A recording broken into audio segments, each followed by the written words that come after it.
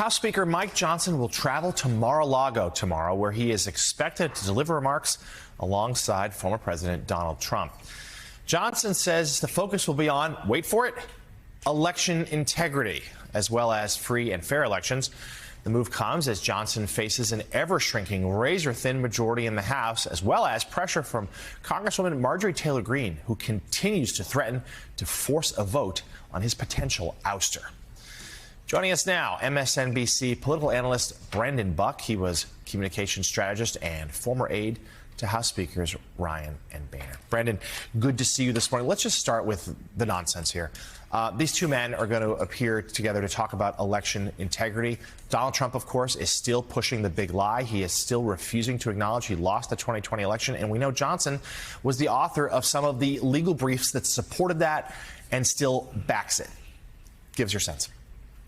Yeah, I'll be really curious to see how they are defining election integrity. Obviously, there's the dynamics you just explained. We know that Donald Trump has also been talking about these trials as election interference and whether or not there's some angle here where they're talking about the House doing more oversight of these trials.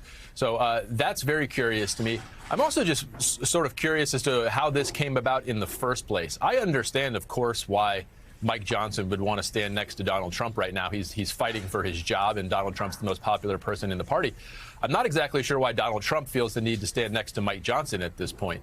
This is not somebody who's particularly popular, and someone who's been pushing a number of policies through trying to through the House that Donald Trump opposes, whether it's the foreign spying bill that failed yesterday or his push on Ukraine Donald Trump is opposed to. So I'm a little concerned that Donald Trump is trying to get something out of Mike Johnson, and what that will be, I guess we'll find out. Yeah, I mean, Trump, of course, as you just said, has scuttled some of Johnson's agenda. Also, let's remember the example of Kevin McCarthy, who spent his entire time in office trying to cozy up to Trump, and then at the end of the day, Trump didn't come to save him. Yeah, if he's banking on Donald Trump to be a reliable partner to save him, yeah, Kevin McCarthy would like to have a word with him about it. This is a bizarre pairing here. I mean, as much as Kevin McCarthy was an ally of Donald Trump, I don't recall them ever having a press conference like this together. My former boss certainly never did. And so it feels to me like there's some type of trade going on here of what's going on. But yeah, Donald Trump can certainly protect Mike Johnson to a certain degree, but I don't know that Marjorie Taylor Greene is necessarily going to step aside. You know, as we've seen, she seems pretty dedicated to coming after Mike Johnson. I'm sure that she will say she's just as close of an ally as Donald Trump. So I don't know that this necessarily saves him, but I am worried that what Mike Johnson may potentially give away to Donald Trump, maybe scuttling Ukraine, for example. Yeah, we're going to have to keep an eye on that tomorrow. So let's talk a little more about Marjorie Taylor Greene and her threats. We played some sound earlier in the show. She's still very much on this, saying that Johnson's leadership on issues like FISA and Ukraine make her think, more or less, that he's not up for the job.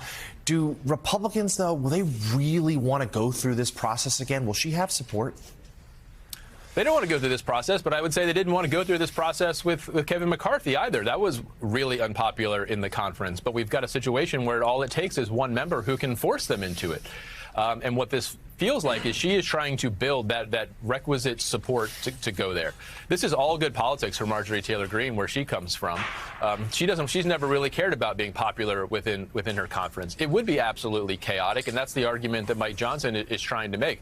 Do we really want to go through this again? And the obvious reality that it doesn't matter who the speaker is. When you have a 1 or 2 seat majority, you're not going to be able to impose your will on a Democratic Senate and a Democratic White House. She doesn't seem to care about that, but it does seem very, very possible that she could bring this chaos in the House. And as we've discussed before, then it ultimately come down to whether Democrats want to save Mike Johnson, which is a terrible place to be in if you're the House Republican Speaker.